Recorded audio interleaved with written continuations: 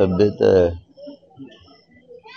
चांगलीच आहे म्हणावं लागेल. परंतु डॉक्टरांचं म्हणणं आहे की काल 4-5 वाजता 60 शुगर होती, नंतर रात्री ती 58 का काय झाली. BP पण 80-90 असं काय तर म्हणत होतं, 80-90 का 80-60 खालचा वरचा असं काय तर. त्यामुळं मला रात्री लाईक कळालं नाही, परंतु 40 जणांनी माझे हातपाय दाबून धरले रात्री आणि मला सलाईन दिली. ते त्यांच्या मायापोटी ठीक आहे, ते करतायत ते ठीक, त्यांचे माया त्यापोटी. त्यांचं म्हणणं होतं की आम्हाला तुम्ही पाहिजे, आरक्षण पण पाहिजे, पण तुम्ही पण पाहिजे.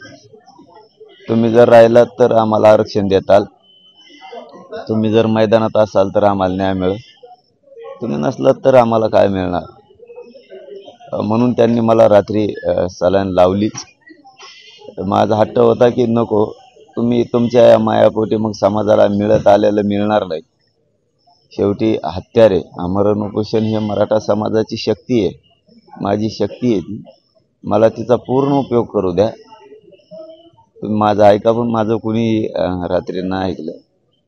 कारण सरकार जास्त आमरण उपोषणाच्या शक्तीला घाबरतं आणि दुसरं त्यांच्या सत्तेच्या खुर्चीला घाबरतं. या दोन गोष्टीला घाबरतं. मला करू द्या, पण नाही ऐकलं त्यांनी. तर ठीक आहे, आता त्यांनी सलाईन लावलीच, तर मी पण मात्र आता मीच ठरवलं की काय उपयोग नाही. मग या सलाईनवर पडून राहण्यात काय उपयोग नाही, कारण ही एक प्रकारचं जेवल्यासारखंच असतं. बेगडीपणाचं आंदोलन किंवा उपोषण किंवा काही असो मी नाही करू शकत. त्यापेक्षा ते नाही केलेलं बरं. या मतावर मी आलेलो, ते नाही केलेलं बरं ना. सलाईन घ्यायची नाही तर पडून राहायचं 10-12 दिवस. 10-12 दिवसात तिकडं मतदारसंघाची तयारी करीन मी, रॅल्याची तयारी करीन मी, सरकारची खुर्ची ज्याच्या जीव आहे त्यांचा ती कशी धोक्यात येईल त्याच्यासाठी काम करेल ना मी. इथं पडून काय करू मग. माझ्या डोक्यात मग असं आलं की हे आपल्या सलाईन लावत राहणार आहेत, आपण इथं पडत राहणार आहेत, आपण दुपारी उपोषण स्थगित करू. कारण काय उपयोग नाही असं पडून राहण्यात, काही अर्थ नाही, त्याला काही किंमत बी नाही, त्याला त्याने माझ्या समाजाला न्याय बी उपोषणातून मिळणार नाही. मग असल्याच्यातून काय मिळणार.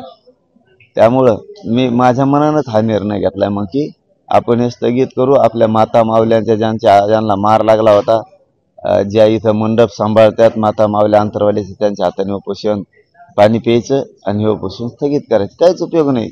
ते काय बेगडीपणा मला नाही आवडत. उपोषण म्हणजे मी खरं खरं बोलतोय मीडियाच्या बांधवाशी. त्या सलाईन घेऊन काही अर्थ बी नाही आणि त्याच्यात मग काही सरकार बी दमछाक त्यांचे नाही होणार, त्यांची दमछाक नाही होणार.